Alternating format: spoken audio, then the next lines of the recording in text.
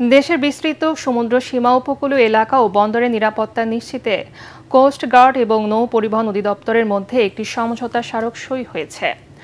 আন্তর্জাতিক সামুদ্রিক সংস্থা আইএমও এর সলাস মার্পল এবং সার্ক কনভেনশন বিভিন্ন আন্তর্জাতিক বাধ্যবাধকতা বাস্তবায়নে এই সমঝোতা চুক্তি মাইল ফলক হিসেবে কাজ করবে।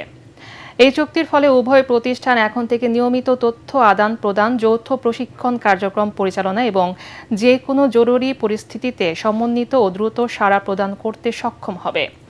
রাজধানীর আগারগাঁয়ে কোস্ট গার্ড সদর দপ্তরের সংবাদ সম্মেলনে বাহিনীর মহাপরিচালক বলেন, এই চুক্তির ফলে সামুদ্রিক ঝুঁকি হ্রাস, জাহাজের নিরাপত্তা জোরদার এবং সাগরে জরুরি উদ্ধার অভিযানে দুই প্রতিষ্ঠানের অংশগ্রহণ নিশ্চিত হবে।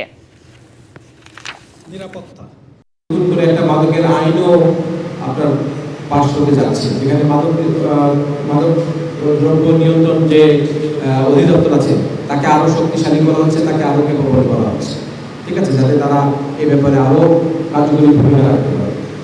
মানে মোদ্দা কথা হলো, বাংলাদেশ সরকারের মাদকের ব্যাপারে এই মুহূর্তে জিরো টলারেন্স।